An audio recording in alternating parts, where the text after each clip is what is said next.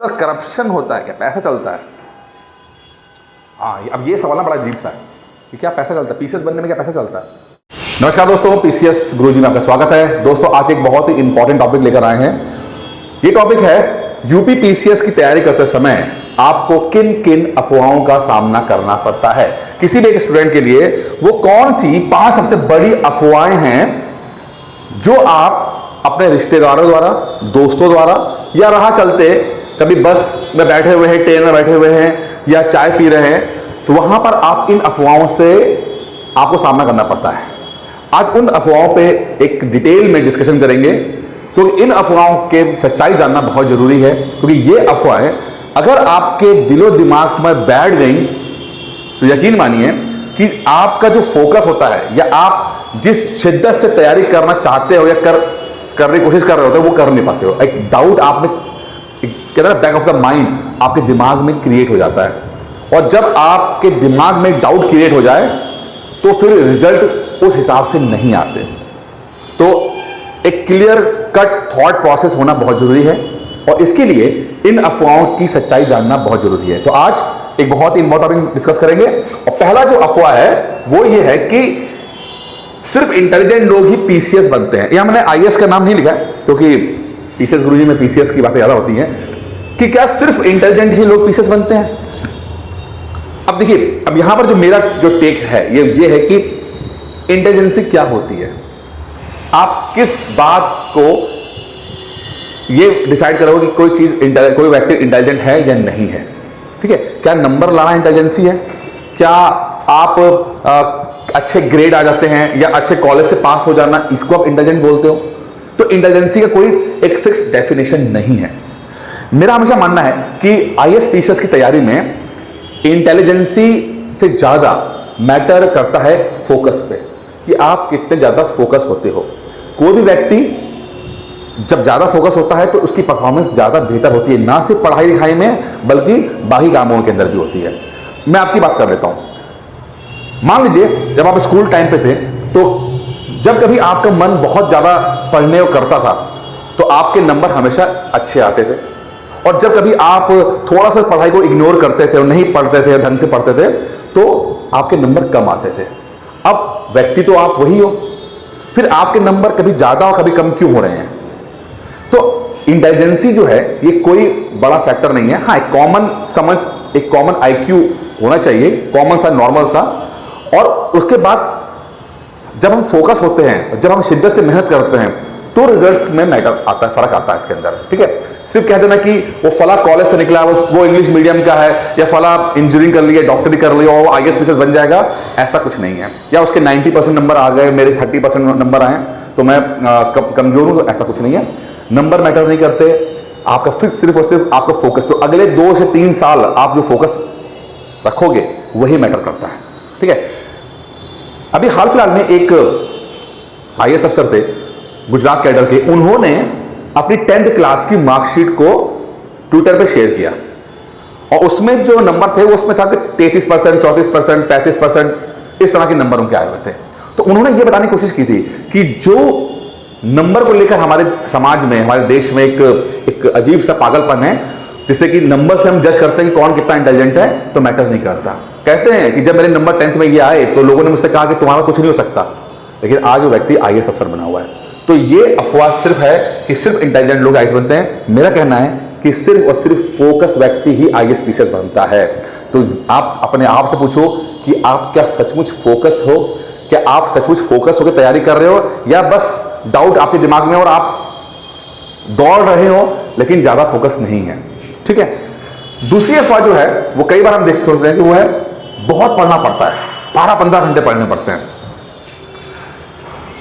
मैं कई बार अपने रिश्तेदारों में भी, जब मैं यंग था और बाकी आपने सुना होगा कि भाई आईएएस पीसीएस के लिए तो बड़ी जबरदस्त मेहनत करनी पड़ती है, 15-15 घंटे पढ़ते। कई बार फोटोज भी इस तरह की शेयर होती है कि कोई व्यक्ति जो है हॉस्टल में बैठा हुआ है और वो किताबों के ढेर के अंदर बैठा हुआ है, बड़ी दयनीय स्थिति में पढ़ाई कर रहा है, ऐसी हालत, बहुत हालत खराब है। हाँ ठीक है, बहुत सारे स्टूडेंट्स जो होते हैं जो बहुत ही हम्बल बैकग्राउंड के होते हैं और सचमुच जो बहुत मेहनत करते हैं कुछ अचीव करने के लिए, तो उसको तो हम अलग बात करते हैं। लेकिन एक मोटा मोटा मैं एक बात बोल रहा हूँ, एक कॉमन एवरेज बात कि कितना घंटे पढ़ना पड़ता है, क्योंकि कई बार ये सवाल मेरे सामने आता है कि कितने घंटे पढ़ने चाहिए। क्या 15-15 घंटे पढ़ते हैं? कई बार हम लोग टॉपर का वीडियो देखते हैं कि टॉपर्स जो हैं वो कह रहे हैं कि मैं 18 घंटे पढ़ता था। एक बार जब मैं खुद एक स्टूडेंट था तो किसी टॉपर का इंटरव्यू देखा और मैं बड़ा इंप्रेस हो गया कि उसने कहा कि मैं 15 घंटा पढ़ाई करता हूं। मुझे जोश आ गया, मैंने कहा चलो भाई मैं भी पढ़ता हूं। मैंने किसी तरह से खींच तान करके पढ़ाई करने की कोशिश की और पूरे दिन में जाकर मैं 11 घंटे पढ़ पाया। 11 घंटे 12 घंटे पढ़ पाया। और यकीन मानो कि मैं पूरा शिद्दत से मेहनत करी, पूरा 24 घंटे को सही तरीके से यूटिलाइज करके 12 घंटे पढ़ पाया। 15 घंटे तक पहुंच भी नहीं पाया, लेकिन जब मैंने 12 घंटे पढ़े जिस दिन, उसके 3 दिन तक मैं कुछ नहीं पढ़ पाया, मैं सोता रहा। तो इतना ज्यादा मैं एग्जॉस्ट हो गया था। तो सबसे इंपॉर्टेंट चीज है कि ये जो पढ़ाई है ये एक मैराथन है, ये एक मैराथन है, लंबी रेस है।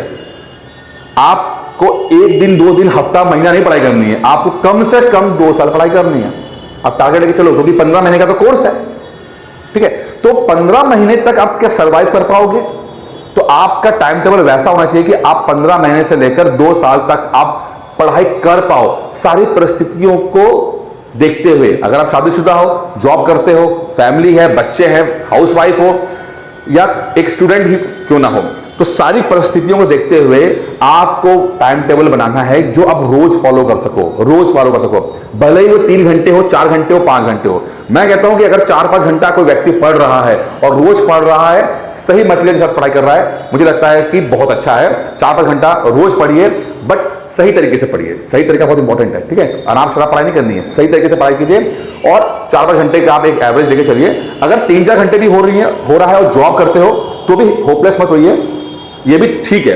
बट मैटर करता है ड्यूरेशन, कितना दिनों तक पढ़ते हैं और कितने रेगुलर होकर पढ़ते हैं और क्या पढ़ते हैं और कैसे पढ़ते हैं, ये ज्यादा इंपॉर्टेंट है। तो ये 12-15 घंटे वाला कोई भैया फिक्स नहीं है। कई बार हमने ऐसे लोगों को भी देखा है जो कमरे के अंदर बैठ के 15-15 घंटे रहते हैं। घर वाले सोचते हैं कि पढ़ाई कर रहा है, लेकिन पता लगता है कि उसका तो अंदर टीवी देख रहा है, मोबाइल देख रहा है, या उतने फोकस होकर पढ़ाई नहीं कर रहा जितना करना चाहिए था। तो किसी काम को जो अगर 5 घंटे में कर सकता हो, उसके लिए 15 घंटे करने की जरूरत नहीं है। फोकस करके टू द पॉइंट इफेक्टिव होके 5 घंटे पढ़िए, सिलेक्शन क्यों नहीं होगा?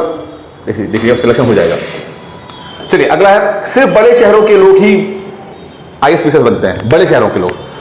हाँ, ये एक समय सच्चाई थी, ये एक समय पे सच्चाई थी। 2016 से पहले ये जो शहर थे, दिल्ली, इलाहाबाद, लखनऊ जैसे शहर, जहां पर नॉलेज हब हुआ करती थी। नॉलेज हब मतलब कि सिविल सर्विसेज को लेकर अच्छी कोचिंग है, अच्छी बुक्स, एक माहौल, स्टूडेंट्स वगैरह थे, तो वहां पर नॉलेज की जो शेयरिंग हो जाया करती थी। तो उस समय ये सच था कि जो बड़े शहर में जो रहने वाले लोग थे, दिल्ली के लोग, इलाहाबाद के लोग थे, इनको उस नॉलेज को प्राप्त करना इजी पड़ता था, उनके लिए आसान था उसको नॉलेज को प्राप्त कर लेना, ठीक है।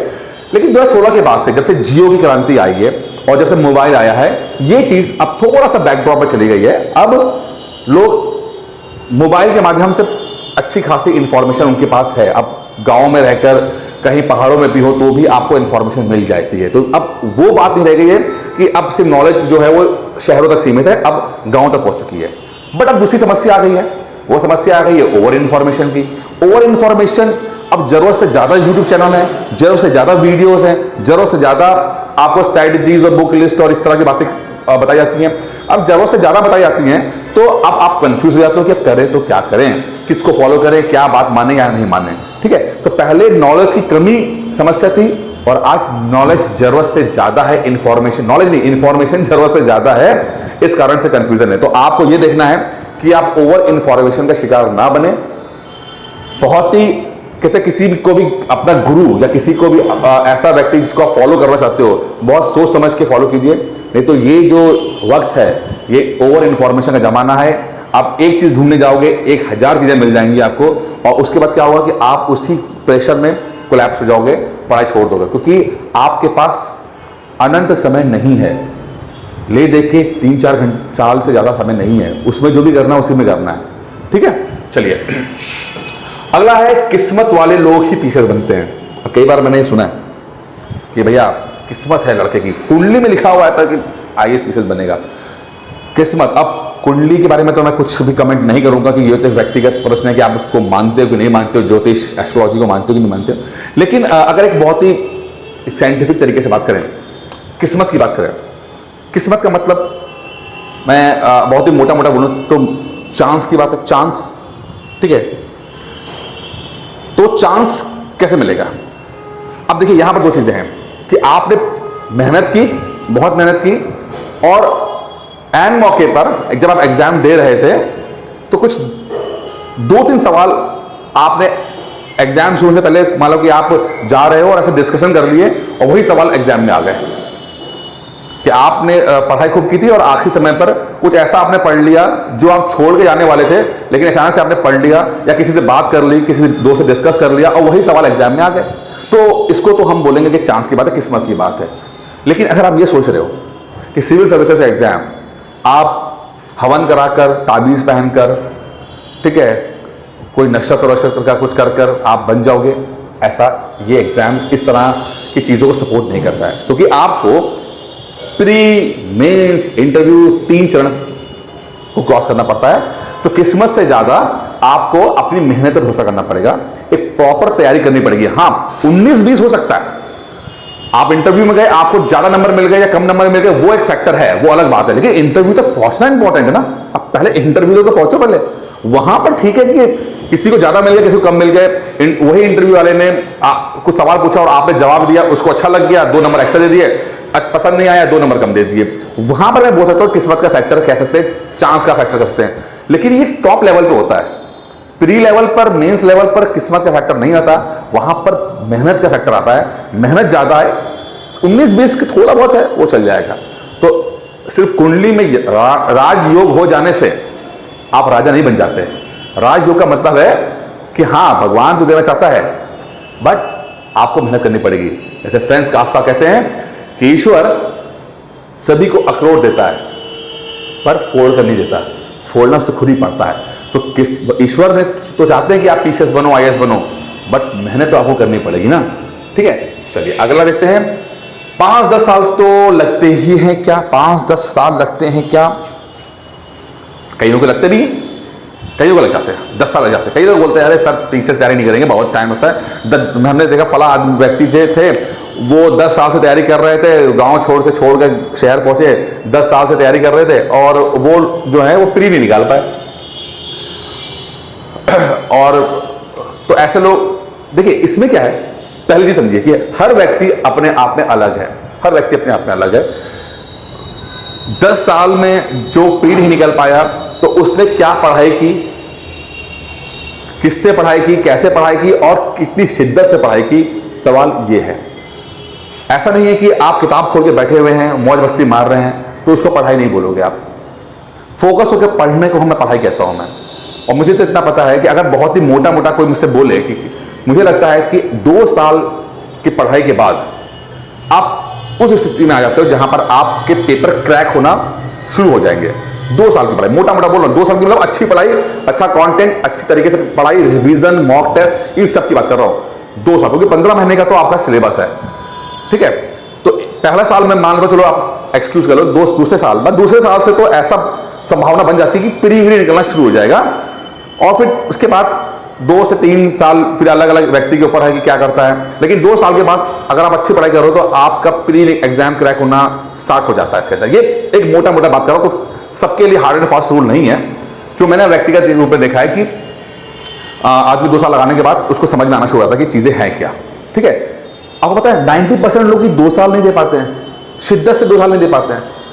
कहने को तो 10 साल से पढ़ाई कर रहे होते हैं, लेकिन इफेक्टिवली देखेंगे तो उन्हें 2 साल भी नहीं दिए होते हैं। 2 साल का मतलब है शिद्दत से पढ़ाई करना, सिर्फ समझिए, सही तरीके से पढ़ाई करना, सही किताबों को फॉलो करना, सही स्ट्रेटजी फॉलो करना, उसको मैं 2 साल मानता हूं। तो जब आप 2 साल उस चीज को कर लोगे तब जाकर आप उम्मीद करो कि आप एग्जाम करोगे। लेकिन हाँ, अगर आप सही कर रहे हो तो जल्दी ही रिजल्ट आना शुरू हो जाता है। तो ऐसा कोई नहीं है कि पंचवर्षीय योजना ही होती है कि कोई व्यक्ति तैयारी करेगा तो पंचवर्षीय योजना ही होगी। लेकिन फिर भी मैं कहूंगा कि ऐसा मत सोच के चलो कि 2-4 महीने में पीसीएस बन जाओगे। पहले अटेम्प्ट में एक स्टूडेंट आई मेरे पास, बोलती सर मैं ना, मुझे पीसीएस बनना है। मैंने कहा बहुत अच्छी बात है, मैं टॉप करना चाहती हूँ। मैंने कहा बहुत अच्छी बात है, ठीक है, लेकिन सर मैं कहा कितने घंटे पढ़ पाओगी? सर मेरे पास 1 ही साल है सर, इसी साल मुझे टॉप भी करना है। मैंने कहा यार 5 महीने रह गए पीसीएस प्री के एग्जाम को, तूने प्री अभी पढ़ा नहीं है, मेंस तुम्हारा तैयार है नहीं, और तुम टॉप करने की कोशिश कर रही हो। तो ये इस तरह की सोच जो होता है वो सही नहीं है। टॉप कर सकती है, सब में पोटेंशियल टॉप करने का है, मैं किसी को मना नहीं कर, लेकिन वो समय तो देना जरूरी है ना, कि कितना समय आप दे रहे हो। आप समय देना चाहते नहीं हो, सोचते हो कि रातों रात आप सफल हो जाओ, ऐसा कुछ नहीं होगा। 2-3 साल का एटलीस्ट समय लेके चलिए, तब आपको रिजल्ट आना या रिजल्ट दिखना शुरू होगा। उससे पहले आप इतने बड़े एग्जाम में कुछ अचीव कर पाओगे नहीं है। हो सकता तुक्के से पहले अटेम्प्ट में गए, प्री निकल गया, लेकिन उससे कुछ होता नहीं है। प्री से क्या होता है, नौकरी तो आपको मेंस क्रैक करके मिलेगी ना। चलिए, अब सबसे इंपॉर्टेंट बोनस सवाल जो है अभी का, जो पास हो गया बोनस जो है, जो कई बार मुझसे पूछा गया है, लेकिन बड़ा अजीब लगता है मुझे कि क्या सर करप्शन होता है, क्या पैसा चलता है। हाँ, अब ये सवाल ना बड़ा अजीब सा है कि क्या पैसा चलता है, पीसीएस बनने में क्या पैसा चलता है। देखिए, मैं 2 बार इंटरव्यूज दिया पीसीएस का, ठीक है, और मैं अपना एक्सपीरियंस शेयर करूंगा। मैं इस दुनिया में सब कुछ होता है, बहुत ही साफ सुथरा होकर बोल रहा हूं मैं किसी की गारंटी नहीं लेता कि फला व्यक्ति जो है बहुत क्लियर है या फला व्यक्ति बहुत करप्ट है। मैं किसी की जिम्मेदारी नहीं ले रहा, मैं, ठीक है, मैं अपना एक्सपीरियंस शेयर कर रहा हूं। ये सच है कि करप्शन होता है, इसमें कोई शक नहीं, और हिंदुस्तान में करप्शन एक सच्चाई है, ये होता है। लेकिन कहते ना, दाल में नमक होना और पूरी दाल ही नमकीन हो जाना, पूरा का पूरा दाल जो ना होकर नमक हो जाना, तो वो फर्क है कि दाल में कितना नमक है, ठीक है। दाल काली है तो कितनी काली है, 5% काली है, 10% काली है, या पूरी दाल ही काली हो रखी है। अगर करप्शन है भी तो मान के चलिए कि अंधेर नगरी नहीं है, इससे किसी गारंटी नहीं है। मैंने प्रूफ नहीं कर रहा हूं कि है कि नहीं, मैं कह रहा हूं अगर है, अगर आपको लगता है कि आपने इतना ज़्यादा सुना है कि बहुत ज़्यादा करप्शन होता है, ठीक है, मैं मान लेता हूँ, आपकी बात मानता हूँ है, लेकिन मैं इतना जानता हूँ कि वो 2, 4, 5, 10% के लिए होता है, बाकी 90% जो होता है वो चीज़ें बहुत ट्रांसपेरेंट होती हैं। ये मेरा व्यक्तिगत अनुभव रहा है। तो बिल्कुल इस बात को दिमाग से निकाल दीजिए कि ईमानदारी से सिलेक्शन नहीं होता है। कुछ 2-4 हो सकता है, इंटरव्यू में इधर उधर हो सकता है, लेकिन वो देखिए हर जगह पे है, उसको आप कभी नहीं खत्म कर सकते। भाई भतीजावाद, जातिवाद, धर्मवाद, ये सब होता है। जरूरी नहीं कि पैसे के रूप में करप्शन होता है, जाति के रूप में करप्शन नहीं होता है, क्या होता है। इंटरव्यू पैनल में एक पर्टिकुलर जाति के लोग हैं, अपनी जाति का लोग आ गया, उसको 2 नंबर पे एक्स्ट्रा नहीं चाहते नहीं देना, लेकिन क्या पता वो होता है ना कि एक नेचुरल एक चीज निकल आती है, या किसी पर्टिकुलर जाति के खिलाफ कोई मन में कुछ ऐसी फीलिंग रखते हैं तो हो गया।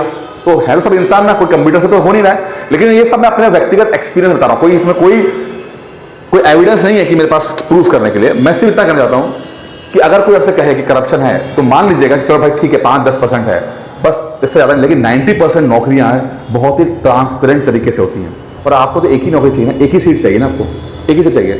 तो आप बिल्कुल निर्भीक होकर, निडर होकर तैयारी कीजिए।